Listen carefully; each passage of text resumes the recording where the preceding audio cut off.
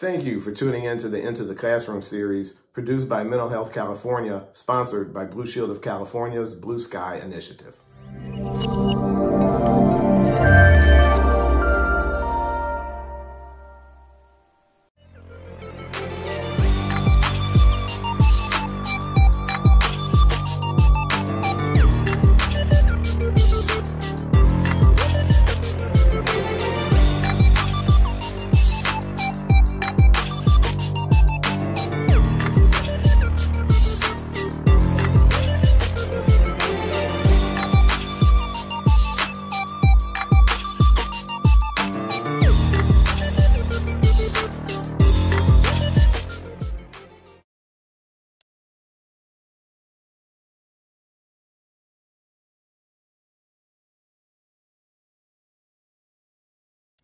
Greetings, everyone, and welcome to our session of Into the Classroom, which is a student mental health awareness multimedia series produced by Mental Health California.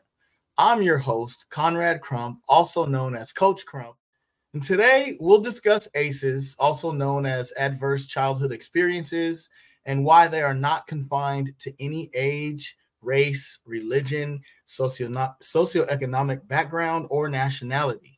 Any child can experience the toxic stress that's associated with untreated trauma and can suffer negative mental and physical health impacts and even carry them into adulthood.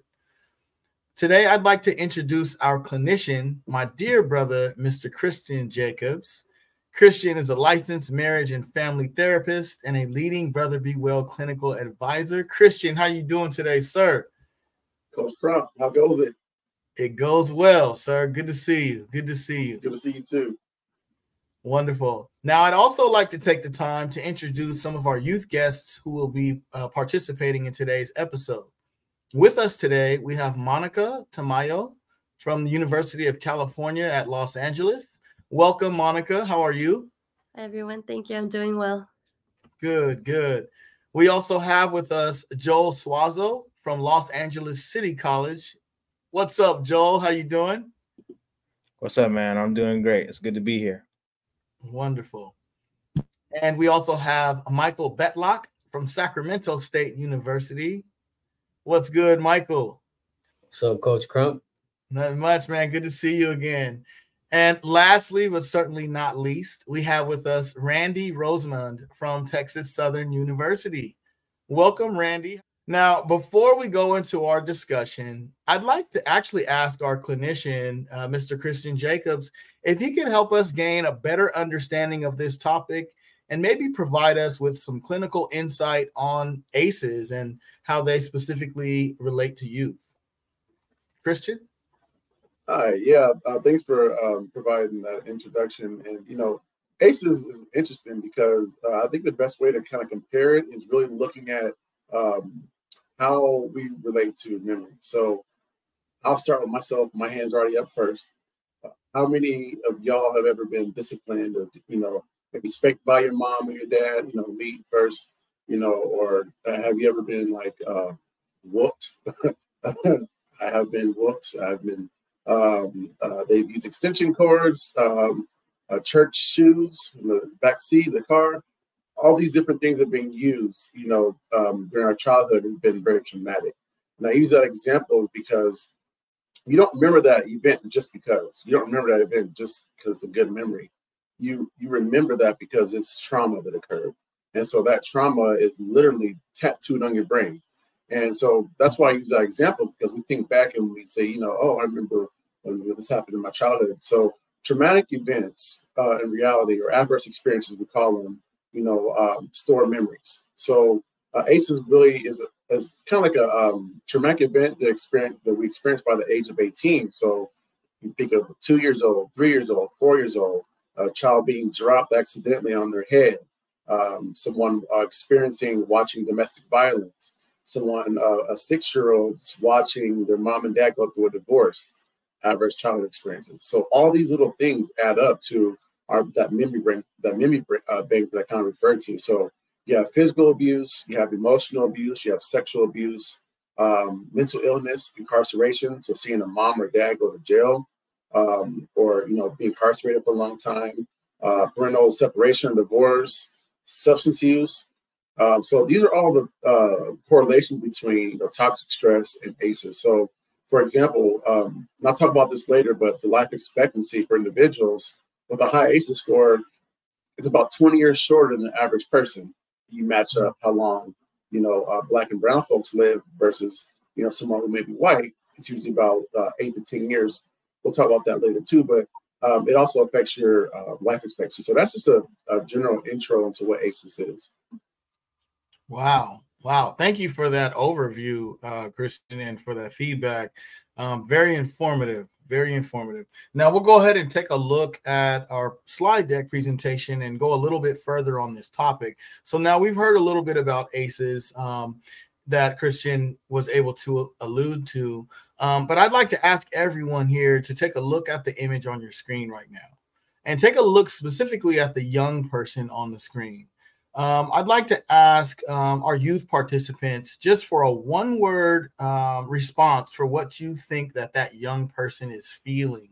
I'll start with you, Monica. Yeah, stress comes to mind when I see that picture. Okay, and how about you, Randy?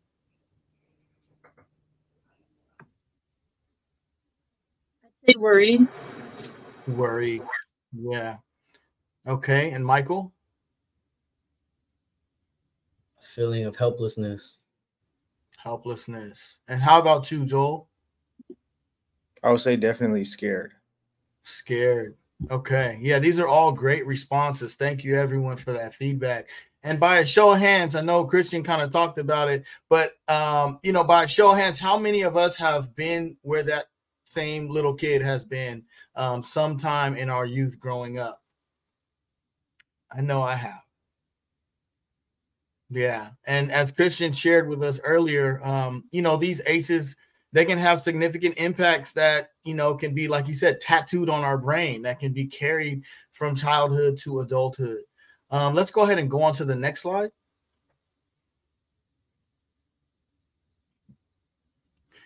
And, according to the CDC, there are 10 categories of ACEs, ranging from various forms of abuse to different types of neglect. Some of the things that Christian was talking about, parental separation, domestic violence, a household member getting incarcerated.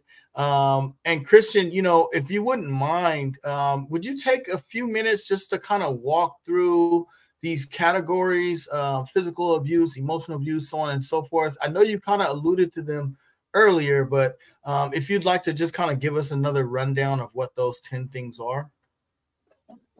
Yeah, sure. So you're looking right now, you see the physical abuse, emotional and sexual, and these are labeled as in terms of which are more common, right? So the child, majority of children do experience that physical abuse at an early time in their life. So, and when I say physical, that could mean other areas too, for in terms of physical health. So, for example, you may have a health condition that causes, a lot of physical challenges. That causes mental stress. So that's another area too where folks kind of forget that, someone may be disabled and they don't have activity or limbs. That can cause a little bit of stress too. So has that been an adverse childhood experience? Emotional abuse, this is the challenge with emotional abuse is that it's really hard to pinpoint because there's so many different types. There's emotional abuse, and then there's psychological abuse. So you have repeated behaviors where, you have someone just kind of going in. For example, you may have a mom that constantly tells you you'll amount to nothing. Or you may have a dad that says, you're the ugliest little child I've ever seen. Hearing that over and over has a significant impact on the child. And then the sexual abuse is something else that goes undetected too a lot for children. And as a therapist, you have to kind of have some clinical skills to be able to detect the type of abuse that's occurred, especially when they're younger. So the younger they are, the more difficult it is because, someone who's 2 years old can't speak, right? Or 3 years old can't speak and formulate their words. Or, hey, someone 8, 9, 10 years old sometimes can't formulate those words. So you have the physical neglect, then the emotional neglect. As I said, it's more kind of hard to identify. And the physical neglect, it's tricky because they're all connected. Because if you're homeless or you've been struggling, to find a place to live, that physical neglect is not a determination of, saying that just because you're homeless, you're the parents are not good parents. And so, but unfortunately, that does affect an individual. If they don't have food, things that sort of medical care to take care of their ailments. So you have that part. And then you have the substance use issue, right? You're looking at substance use where that impact can be multi-generational. So substance use is multi-generation, meaning that your uncle may have drank, or your mother may have drank while she was pregnant, right? And so the studies show that when a woman is drinking while she's pregnant, that alcohol impacts the fetus and the child much more significantly than someone who doesn't. Which sudden infantile syndrome, fetal alcohol syndrome is another condition that can occur from a child whose mother did drink a lot. So, and then you have, oh my God, the other one is just looking at domestic violence. There's so much study put into that really to see, how young a baby could receive the impact of ACEs from domestic violence. So as early as I think it's 8 to 12 months old. So if someone's holding a newborn and there's domestic violence going in front, yelling and screaming, that 8-month-old is still being impacted by the yelling and screaming. Even though they're 8 months old, they can't talk, they can't speak because of the environment. So that's just a rundown of each one of those and how they impact the individual in terms of their life expectancy. Wow. Yeah. So, I mean, if we can just take our time, because there's a lot of different categories, obviously, that, Christian just kind of alluded to. But I'd like to ask some of our participants, I go ahead and start off with you, Michael. Have you ever had any experience with any of these categories? And if so, how'd that make you feel? Yeah, for sure. Kind of like Christian was talking about right now, growing up in that environment with your parents, with the yelling and the back and forth. It's crazy because when you guys put up that visual at first, it reminded me of, how my life was when my parents were together. It was real toxic and it was just constant, yelling. And I say that, that picture reminded me of helplessness because that's how I felt when I was in that environment. Just as a kid hearing, stuff that you shouldn't be hearing from your parents, and just in the room, feeling like there's really nothing you can do. It has a big effect on you for sure, and the way you view the world and the way you view, the people who raised you, it's a real tough situation to come out of, but, there's a bunch of worse situations out there, that other people have went through. So, but yeah, the one that I specifically can talk about is the one that Christian was kind of elaborating on. Wow. Yeah, that's great feedback. Thank you for that, Michael. I appreciate you sharing. Let me go ahead and ask, let's go with Monica. Would you care to share your experience with any of the ACEs categories? Yeah, so I did grow up experiencing a lot of emotional abuse, and it wasn't like abuse targeted to me directly, but just seeing it between my parents that caused a lot of like stress and helplessness for me as well. And like it had like such an impact that it was very hard for me to speak up about it. I never like really told anybody about it. There was a lot of drinking in the household as well from one of my parents, and I think like to this day it has impacted me pretty negatively. That like I just don't want anything to do with that. Wow. Yeah, no, I firstly thank you for sharing your experience, both you and Michael. That's takes a lot of courage, and I appreciate your vulnerability with that. Let's go ahead and go to our next slide. And as we see on this slide, according to the CDC, nearly 2/3 of adults have experienced at least one ACE, and more than 1 in 5 adults have experienced 3 or more ACEs. Definitely something that's not foreign for us, particularly as folks of color. So we'll talk about that a little bit more as well. But it's interesting to note that 66% of people have experienced at least one ACE. That's a huge number of folks. Let's go ahead and go to our next slide. All right. Now, Christian, we've just heard some real life experiences from some of our participants.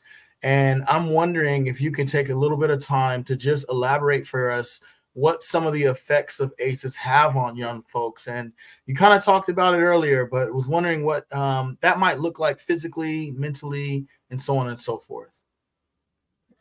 Yeah, I just want to ask somebody, like, can anyone just kind of answer why they think ACEs can affect you physically? Does anyone know? Like, how can something like ACEs, right? I think we're talking about, how does that affect you, your physical body, like physically, like your physical, an injury or some type of, does anyone have a answer? Maybe it could put your body in like fight or flight type of mode constantly, make you feel stressed. Bingo. And what happens after that, right, is that your body starts to release certain chemicals, right? Stress hormones that affects your blood pressure, right? And your blood pressure goes up, and then you have hypertension. You have, you have diabetes from on. So you're exactly right. That's why. So you're looking at that's how it affects your life expectancy. So, so that's why I was saying earlier, 20 years, it cuts 20 years off your life, which affects, people of color like us in the room more because of where we grew up, with the environment. So, so for babies, the key conditions of that is failure to thrive. So their ability to be able to speak at the right time, or, develop the right social skills, and sleep, and eventually starts affecting folks' sleep. And you see developmental delays in elementary school, and then like school age children. So if you get to the age of like maybe 5 to 10, 12, you start seeing like infections. So I don't know if y'all ever noticed, like there's a kid in school who's always sick. He was like he always had a cold, or he always had something going on. Like that could have been something else attributed at home, but we don't know that, right? So pneumonias and like asthma, other diseases, even like dental issues like cavities. You see a lot of kids with a lot of the silver caps, right, in like elementary school. So it affects your whole body with stress. So like we got the sleeping issue, and peeing in the bed in the older age, all these things can be contributed from having a high ACE score. And then you get into the other parts. So now you're talking about 10, 11, 12, all the way up to 25. Then this high ACE score is connected to teen pregnancy, and teen paternity, so young parents, STDs, STIs, mental health disorders, and substance use. So now you're looking at the comparison and seeing how, okay, the high ACE score can eventually affect someone's life down the line, and now we know why. So that's kind of a breakdown of how it affects like someone from the ages of 0 all the way up to 25, Coach Crown. Wow, that's wonderful information. I mean, that's powerful, and it all makes sense, right? I mean, it's all intricately connected together. Let's go ahead and continue on with our slides. I want to try to talk some about more about this, as it relates to brain development and social and behavioral problems. When it comes to some of those social and behavioral problems, I'd like to ask you, Joel, do you see a connection there between the ACEs that a lot of the young folks go through and the connection of social and behavioral problems, or have you seen in your experience a connection there? And if you could you elaborate for us? Yeah, I can give a example. I think for the most part, I've experienced a lot of the ACEs, just with my growing up and my background and my family that has dealt with substance abuse problems and being taken away from my family, being placed in like the foster care system. So for the most part, more recently, I've kind of like been aware that I've caught myself, acting like my stepfather, with his anger management problems. So like I would kind of like get angry or frustrated if something isn't going my way, or if I'm having like a hiccup in the road, or I'm just not having a good day, I will lash out, because that was something that he did with my parent, like my parents did that. They would argue and they would get mad when something wasn't going that way. More recently, I've been more cognitive of it, and I've kind of tried to, steer away from that habit. But just thinking about how I grew up around those type of activities and those type of situations, how it has affected me, not at that time when it was going on, but now as I've developed and I've grown into, a young adult, I've started to see that. But, thankfully, like I'm involved with, programs like this, which has brought more awareness to myself, and hopefully it brings more awareness to other youth. Wow. Thank you for sharing that, Joel. I appreciate your candor, and I appreciate your vulnerability of just opening up and sharing with us your experience, as well as that connection. I also want to ask you, Randy, same question. Have you had an experience where you've seen some type of social or behavioral problems, and you might think that some of those things might be linked to an individual's ACEs or their adverse childhood experiences? Yes, I think it honestly takes a big toll on, especially like a developing child's life, their school life, their social life as well. I've been in that situation before where the night before I'm listening to my parents argue about some minuscule problem that I'm trying to analyze myself. So I put a lot of the pressure and a lot of the problems on myself. I take in a lot of the yelling on myself because I think that's where I come from. I just felt like it was reflecting me in a sense. So I felt like that carried on until the next morning when I go to school. I'm not really talking to my friends, or I'm not really focusing in class. And I think it really just isolates a person or any growing child, because they put all their thoughts and energy into that. Wow. Yeah. No, I definitely totally hear what you're saying. And again, thank you for your response and for sharing, both of you, to you and Joel. Again, I appreciate this. Is a tough conversation, because we're talking about our own lived experiences and things that happened to us, traumatic events that have happened to us in our lives. So each and every one of you that have shared, I give you kudos.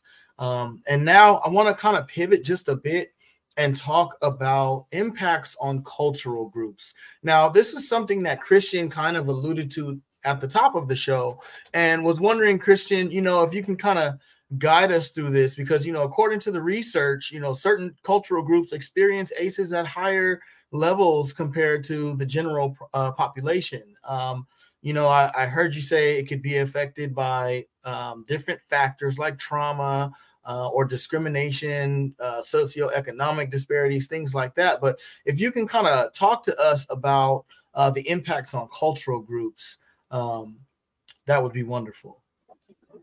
Yeah, sure.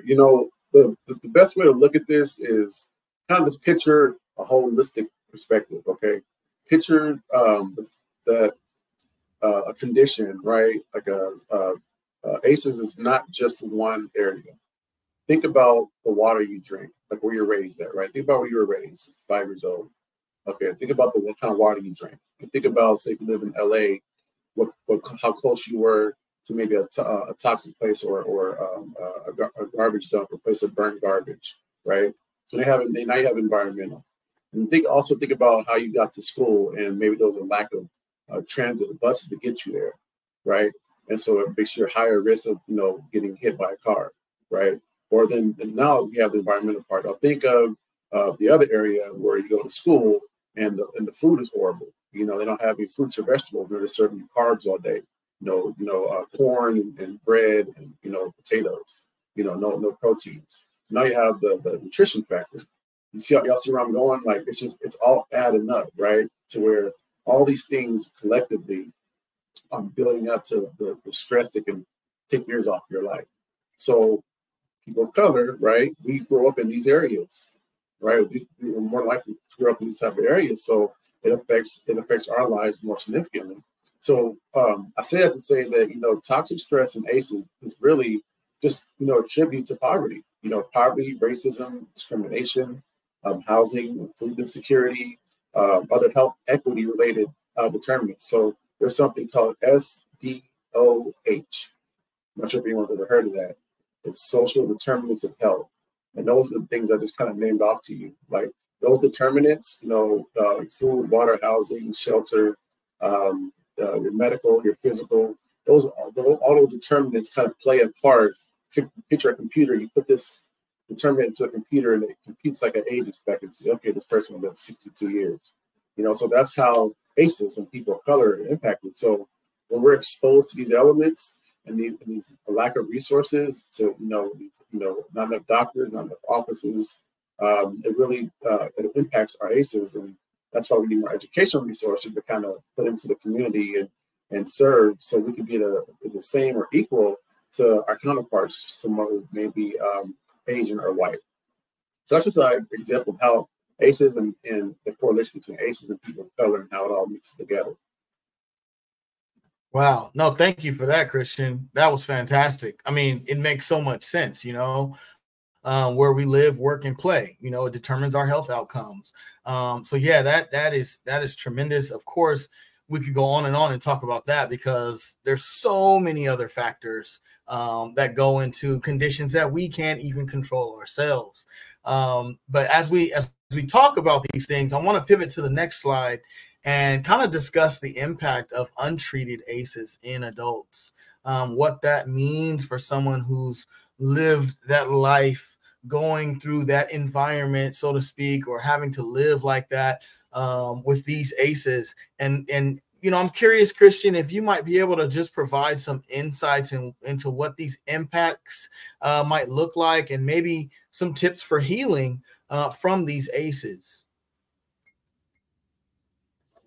Yeah, so this one here, when you look at those impacts, it's crazy because you're thinking, how it's occurring, and I don't really notice it. So that's the first part, is what we're doing here is the education and awareness part. So all y'all have friends, we all have family who aren't privy to the information that you're hearing right now. So that first part is, impact. Like, how do we share this information, with our community and our friends in a way that's understandable, right? We can digest it. So one thing I just want to leave with y'all is that, understanding that the brain, how it does not discriminate when processing trauma. So the brain, processes trauma the same way, regardless. So it doesn't really, matter where it came from or how it looks. It really doesn't care. Basically, your brain is created to keep you alive. So that's how it's seeing things. And then so what I would say is, really get involved with mindfulness techniques, to where you're being aware of your environment, right? So if you're going to class, right? If you're going to class, you have an exam or a final, you say, okay, what's my heart rate like? Check your pulse real quick. Because your body's going to tell you what's going on before your mind does. Or kind of opposite. We just don't notice the brain part. But your body, you got to notice your heart rate's beating. But your brain's already told your heart, I'm nervous. So notice where you're at. Assess yourself. Before you go on a date, or before, you know these things, be aware of how you feel internally. And so that's a good tip to use. It's called biofeedback. So you're checking in, you're getting feedback on your body, how it's responding. And then you know how you are in situations. So that's one thing I would say in terms of tips. Something else also is peer support. So leaning on your friends, you're leaning on your support system. It's not to say therapy first, right? Because the studies show that